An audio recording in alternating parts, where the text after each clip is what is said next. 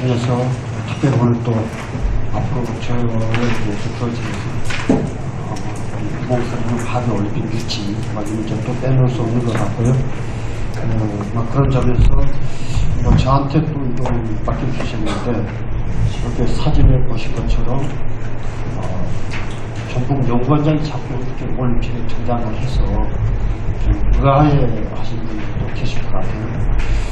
그런데 49대 11이라는 압승을 거두었고 그 과정에 이런 좀 과정들이 있었습니다. 아마 잘 모르실 것 같아서 좀 잠깐 말씀드리면요.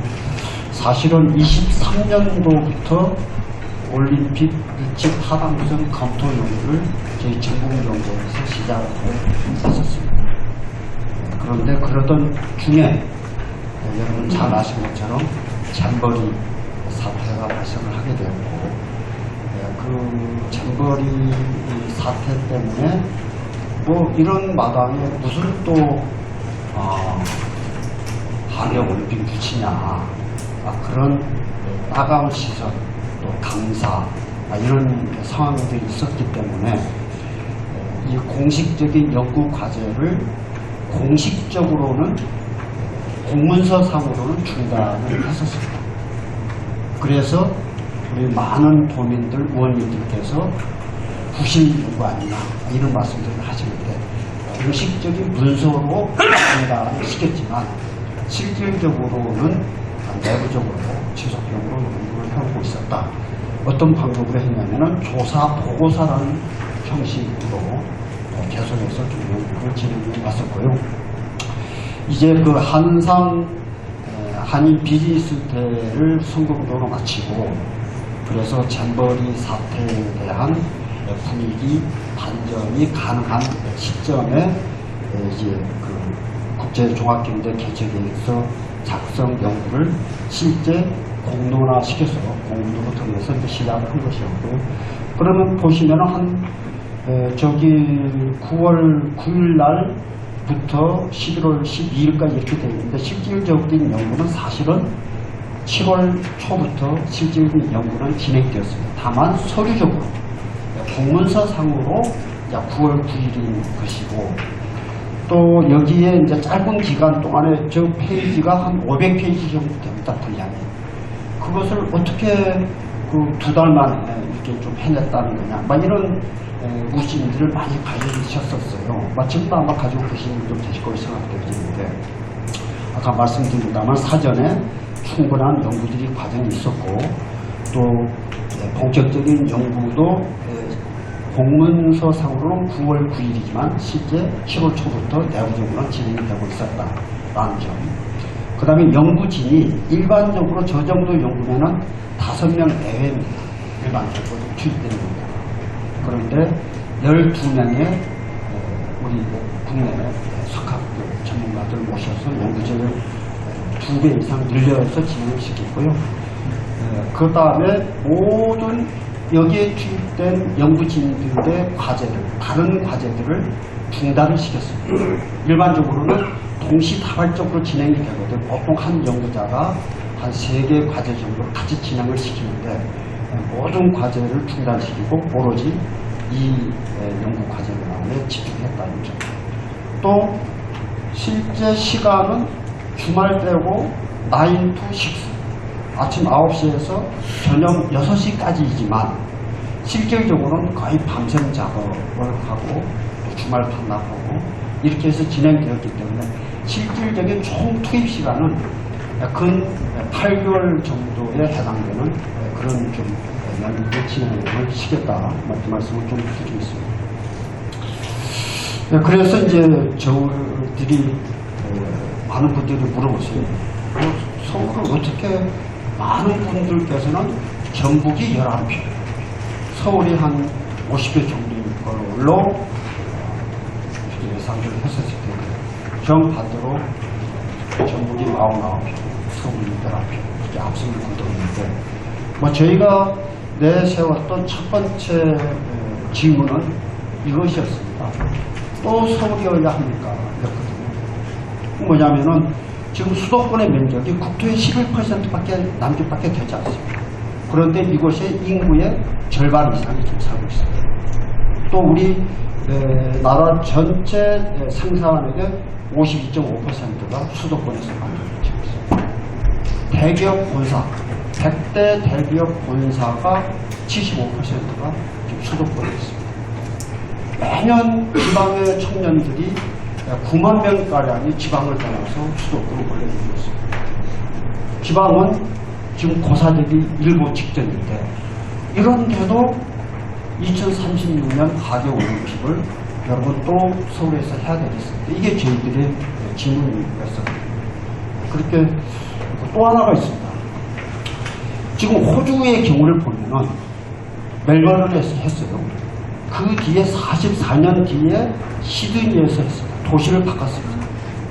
그 다음에 32년 만에 브리즈번에서 32년 신청 때마다 도시를 바꾸면서 올림픽 유치 경쟁을 뛰어들었습니다. 우리 대한민국은 서울에서 했는데, 그로부터 44년 뒤인 2032년 올림픽, 즉 브리즈번 오고 가서 그때도 서울이 우리 대한민국의 대표 소식을 받았어요. 그런데 또 36년 올림픽을 또 서울에서 하겠다라고 가지고 나가면 여러분 감동시킬 수 있겠네요. 불가능하다. 저희는 그런 좀 질문을 드렸었고요. 또 실질적인 역량도 그렇습니다. 지금 우리 전국 규모 체육대회를 보면 오른쪽 그래프를 보시면 전문 체육대회 한 100여 건 가운데서 58건이 전북에서 이루어졌고 서울이 40건밖에 되지 않습니다. 우리 생활체육도 비슷해요. 배 이상의 건수가 전북에서, 서울의 배 정도가 전북에서 이루어져요. 이 스포츠 개최 역량만 하더라도 우리 경기도 전북이 서울에 뒤질 이유가 없다. 네, 더불어서 우리 지방 지금 고사되기 직전에 있는데, 우리는 지방 도시 간 연대를 통해서 대구, 전남, 광주, 대전, 또 청주, 저쪽에 또 홍성까지 이렇게 지금 고사되기 직전에 지방 도시 간의 연대를 통해서 우리는 올림픽을 유치해보겠다. 이런 전략을 가지고 좀 나갔었고요. 그런데 이제 사실은 앞으로가 이제 더 중요하지 않겠습니까? 최종 국내 개최지 선정이 중요한데, 현재 그 사이에 저희가 선정이 되고 난, 국내 개최지로 선정이 되고 난 이후에 IOC 위원장이 이렇게 새롭게 바뀌었습니다. 그러면서 이 올림픽 개최 도시의 선정 절차도 좀 과거와 약간의 좀 변화가 좀 있는 것 같습니다. 첫 번째는 그동안에는 미래 유치 전략위원회인가요?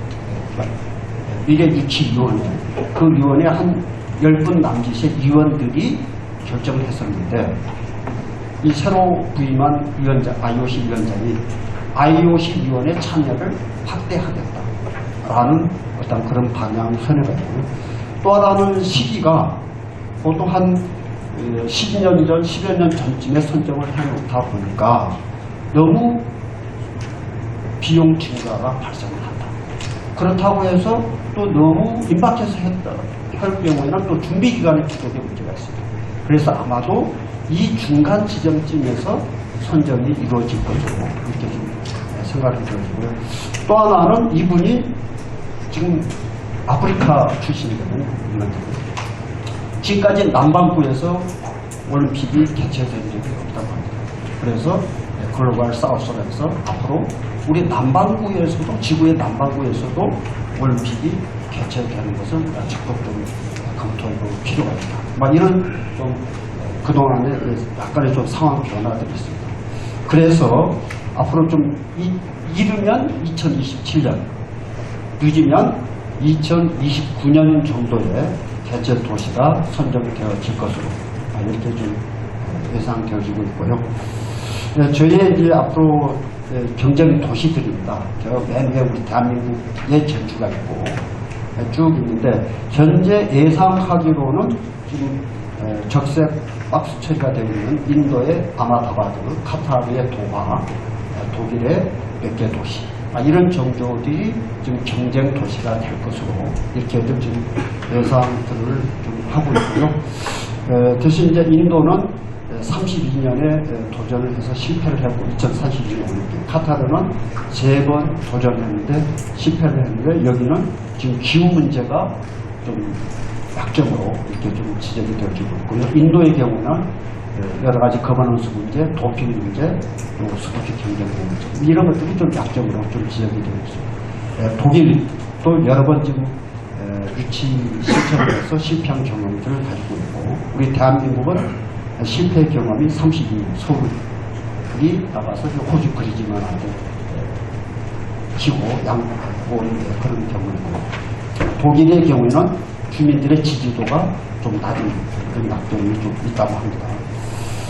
그래서 지금 IOC 미래유치위원회에서 외부 기관에 대한 평가의 지표들이 있습니다. 저게 보면은 한 10개 정도의 지표들이 있는데 이 지표들을 저희 분석을 해보면 지금 타락해 되어 있는 부분들은 우리 대한민국의 전북 전주가 굉장히 우수하다라고 하는 지표들입니다. 인간개발지수, 그 다음에 핵심 협약에 대한 비준, 법치주의, 빈곤지수, 그 다음에 신용등급 이런 것들은 타 경쟁 도시들에 비해서 굉장히 저희가 우월한 것으로 이렇게 좀 분석되어지고 있습니다. 반면에 성격차 지수 문제, 그 다음에 또 재생에너지 비율의 문제, 이 부분은 좀 타 도시에 비해서 미흡하다. 특히 성격차 지수의 경우에 OECD 최하위 수준의 문제. 그래서 앞으로 저희가 이런 것들을 극복해 가는, 해결해 가는 그런 좀 노력이 좀 필요하다 이렇게 생각되어집니다. 지금 IOC가 중요하게 바라다보고 있는 키워드 한 3가지 정도 됩니다. 지속 가능성의 문제, 기후 문제와 연결된 문제가 되겠습니다. 그 다음에 기존의 각 도시가 가지고 있는 장기 개발 계획과 이 올림픽 유치를 위한 계획이 어떻게 정합성을 이루고 있느냐. 이 부분은 또 그렇게 해야 비용을 절감할 수 있기 때문에 그런 것입니다. 기후위기 대응 문제 이런 것들을 좀 보고 있습니다. 그래서 이제 저희 전략은 넷플러스라고 해서 탄소 이 올림픽을 유치해서 진행해 나가는 과정에 있어서 탄소 방출량보다 탄소를 고정시키는 양이 더 많은 상황으로 우리는 올림픽을 치르겠다. 이것을 우리가 넷 플러스라고 합니다. 탄소를 전체적으로 계산해 봤을 때 방출량보다는 흡수 고정량이 더 많은 그런 상황 하에서 우리는 올림픽을 유치하겠다. 이런 것이 가장 큰 것인데 그것을 위해서 저 밑에 보시면은 분산 에너지 지역 문제라든지 또 플라스틱 제로 문제 또 목조 문화도시를 조성해서 끌고 나가겠다 하는 전략들이 있습니다. 그 다음에 이제 여기에 여러 가지 지금 어반 스포츠 컴플렉스라고 해서 전주 완주를 중심으로 한 지역이고요. 그 다음에 새만금을 중심으로 한 비치 스포츠 컴플렉스, 그 다음에 저쪽 동북권에 산악지역을 중심으로 한 헬리 스포츠 컴플렉스, 이 3개의 권역으로 나눠서 지금 우리 전북에서는 이제 개척하겠다는 건데요. 특히 그 새만금의 비치 스포츠 컴플렉스 지역이랄지 전주 완주에는 이미 올림픽 유치와 관련 없이 진행되어지고 있는 각종 인프라 사업들이 있습니다. 우리 전주 컨벤션 센터랄지 또 스포츠 종합타운이랄지 지금 뭐 야구장도 지어지고 있잖아요. 부산 기구가. 이런 것들을 우리는 기왕에 올림픽 유치와 관계없이 진행되고 있는 이런 것들을 우리는 적극적으로 활용하기 때문에 비용을 절감할 수 있다. 아마 이제 이런 전략이 같습니다. 그 다음에 이제 기후위기 대응해서 모든 경기장 시설 또 선수촌 아파트, 미디어촌, 선수촌 아파트도 한 10층 이상 되는 걸로 알고 있는데 그런 것들을 목조로 지어서 탄소 방출량, 기후 환경에 부담을 주지 않는 방향으로 우리는 올림픽을 치르겠다. 이런 것들을 요소요소에 많이 좀 담았습니다. 자, 이것은 그래서 이제 저희가 이런 표현을 써요. 전북의 올림픽 경기장은 가구다. 가구가 어떻습니까? 안방에 있다가 필요하면은 거실로 옮기기도, 또 거실에 있던 것을 작은 방으로 옮기기도 한 것처럼 경기장을 그렇게 만들겠다. 종전처럼 철근 콘크리트 구조물로 해놓으면 끝나고 나서 흉물이 되는 경우들이 많이 있죠. 그런데 해체가 가능한, 해체와 조립이 가능한 경기장을 만듭니다. 그렇게 하기 위해서 저희는 모든 시설들을 목조로 한다. 그런 전략을 세우고 있습니다. 이것은 지금 외국의 올림픽을 치르고 난 이후에 이 경기장이 어떻게 활용되어지고 있는지 그것을 보여주는 영상이 되겠습니다. 잠깐 좀 보도록 하겠습니다.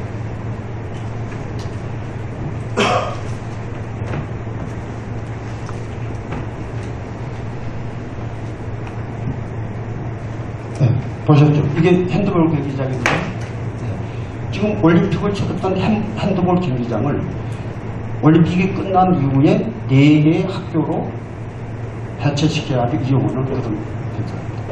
그런데 요즘은 이런 것들이 세계 각국에서 이루어지고 있습니다.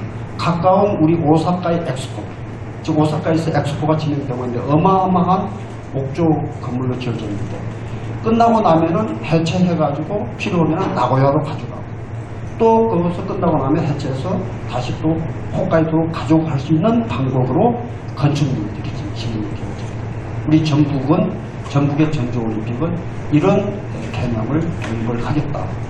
그래서 지구환경, 기후 탄소 방출의 절감을 노리겠다. 이런 좀 절감이 준비되어 있습니다. 이건 이미 아까 말씀드린 지금 보시는 왼쪽에 위에 있는 건물이 지금 오사카 엑스포를 치르고 있는 건물입니다. 이런 것들이 전부 다 끝나고 어마어마한 건물입니다. 해체해가지고 다른 도시로 가져가서 쓸 수 있도록 그렇게 지금 여러 가지 지금 목조로 이루어진 이런 것들 볼 수 있는데, 그러면 이 목조가 왜 우리 지금 이정원 환경 우리 운동 열심히 하시는 대표가 계신다고 이렇게 나무를 산에 있는 나무를 베어다 쓰면 지구 환경 파괴 아니냐, 이런 생각들을 아마 많은 지금 궁금증을 가지고 계실 것 같아요. 그런데 이미 외국은 70층, 80층 건물들을 목조로 짓고 있습니다. 왜 그러냐면 이걸 목조로 짓지 않고 철근 콘크리트로 지면 그냥 나오는 것이 아니고 철근 공장에서 어마어마하게 탄소를 방출시켜야만 얻어지는 재료입니다. 시멘트 온도를 1000도로 가열시켜야만 얻어지는 재료입니다. 그래서 이 철근 콘크리트 건축물이랄지 철골 구조물은 대기적으로 많은 양의 탄소를 방출시키면서 얻어서 쓰는 지금 건축물의 양식입니다. 그런데 목조로 쓰게 되면 나무의 무게의 반절이 탄소입니다. 제가 전공이 사실 목재거든요. 그래서 잘 아는데 탄소의 무게 기준으로 저 기둥 하나의 무게가 100kg라 그러면 50kg의 탄소가 그대로 보관되어 있는 상태로 우리는 건물을 하나서 지금 얻어서 쓰고 있는 겁니다. 그러면 산에서 나무 자꾸 베어다 쓰면 어떻게 하느냐. 나무가 40년에서 50년이 되면은 탄소를 고정시키는 능력이 거의 정체기에 들어갑니다. 우리 사람도 똑같습니다. 우리 사람도 막 성장하다가 어느 시기에 들어가면 정체기에 들어가는 것처럼 나무도 그렇고 탄소의 입장에서만 보면은 물론 다른 부수적인 임팩트를 빼고 탄소의 입장에서만 보면은 거의 자리만 차지하고 있는 것입니다. 햇빛을 가리니까 밑에 나무가 크게 됩니다. 그때 40년 내지 50년 된 나무를 베어다가 도시에 가져다가 저렇게 철근 콘크리트로 지어질 건물을 지어서 쓰는 겁니다. 그럼 산은 어떻게 하느냐. 그 자리에다 나무를 5그루 심습니다. 어린다. 그러면 그 나무 5그루가 햇빛이 잘 드니까 막 또 자라잖아요. 자란다는 것은 바로 뭐냐면 탄소를 공장에서 방출해 놓은 탄소를 지금 고정시키고 있다는 그 현상이거든요. 그러고 나서 40년 되면은 또 베어다 쓸 나무가 또 생겼잖아요. 그래서 아까 도시로 가져온 건축물이 40년을 버텨주면은 산에 있는 나무의 양은 줄이지 않으면서 우리는 지속 가능하게 할 수 있다. 그래서 우리 전북연구원의 건물을 산인청이 돈을 주어서 사측 목적으로 짓습니다. 아까 산인청이 그런 일을 하는 것을 굉장히 지금 권장하고 국가적으로 이런 좀 외국은 그래서 이미 70층, 80층 대학의 20층 기숙사들이 이렇게 좀 목적으로 지어주고 있는 세상을 살고 있다. 그 밖에 우리 또 전북 지역의 가장 큰 특징은 종교 포용성이 좋다는 겁니다. 여러 개의 종교가 공존하고 있는 지역이라는 점도 강점을 이야기할 수 있습니다. 앞으로 이제 이 유치를 위해서 여러 가지 일들이 있습니다만 가장 두 번째 것이 중요한 것 같습니다. 우리 이원택 의원님도 와 계십니다만 국회 차원에서 유치 지원 특별법을 좀 제정을 해서 지원을 좀 해 주십사 하는데 일반적으로는 유치가 확정되고 나면 지원 특별법으로 일반적으로 제정을 해서 진행하는 것이 일반적인 관례입니다. 그렇지만 그렇게 해야 된다고 헌법에 정해놓은 것은 아니죠. 우리는 유치 단계부터 특별법을 제정해서 지원하겠다고 한다면 저는 36년 올림픽 유치하는 과정에서 굉장히 IOC 위원들의 표를 얻는데 저는 많은 도움이 될 것이라고 생각합니다. 많은 분들이 이번에 이재명 정부 정책에 왜 무슨 올림픽 유치가 되어지면은 지어질 것들인데 지원이 이루어질 것들인데 그것을 왜 굳이 공약에다 넣느냐 그런 말씀들을 많이 하시는 분들이 계세요. 그런데 그렇지 않습니다. 이 정부 과제에 반영되어 있지 않으면 유치가 확정되어지더라도 경기장 건설, 진입도로 요것만 지원을 해줍니다. 나머지는 지원되지 않습니다. 그리고 그것마저도 30%만 국고가 지원됩니다. 나머지 70%는 지방비를 지원을 해야 됩니다. 그래서 저희가 정부 정책에다 국정과제로 반영을 시켜두면 특히 또 특별법으로 이렇게 제정을 해놓으면 평창 동계올림픽 특별법처럼 국비 7.5, 지방비 2.5 정도의 비율로 우리는 경기장 건설이라든지 관리시설을 만들 수 있다 이런 생각을 가지고 있습니다. 우리 도민들께서 많이 좀 이렇게 지원해 주시기 바라고요. 잠깐만 좀 더 말씀드려서 요거 말씀드리도록 하겠습니다. 사실은 뭐 많은 분들이 지금 전북이 꼴찌 전북이 꼭 올림픽 그거 할 때냐 그런 질문들을 많이 하십니다. 그런데 남들이 가본 길만 뒤따라 가지고는 꼴찌 벗어날 수 없습니다. 우리가 이 꼴찌를 벗어나서 우리의 길을 가야만 1등으로 갈 수 있는 정부 길을 만들 수 있다 이렇게 생각하고 우리가 이 올림픽 유치에 도전했을 때 또 앞으로 지금 2036 하계올림픽 최종 개최지로 선정될 지금 과정에서 가지고 가는 정신은 바로 이 문샷인 길이라는 이 혁신의 아이디어입니다. 이게 케네디 대통령이 1962년에 라이스 대학에 가서 한 연설입니다. 우리는 달에 가기로 했다. 그때 세계는 어떤 일을 하고 있었냐 모든 세계가 달을 좀 더 잘 보기 위해서 망원경의 성능을 개선하는데 혈안이 되었던 이 시기입니다. 그때 케네디 대통령이 야 그러지 말고 그 멀리서 뭐 하려고 그 망원경 가지고 보려고 합니다. 그러지 말고 우리 직접 달에 가보자 하는 그 생각이거든요. 그 생각 하나가 7년 만에 미국이 최초로 달에 착륙합니다. 그것이 오늘날 미국을 과학 최강국, 국방 최강국, 세계 최강국에 만드는 시발점이 됐다 이렇게 생각하고 바로 이러한 일들을 우리가 하지 않으면 전북이 대한민국을 선도해 나가는데 앞장설 수 없다 이렇게 생각합니다. 많은 좀 지원과 성원을 부탁드리겠습니다. 네, 고맙습니다.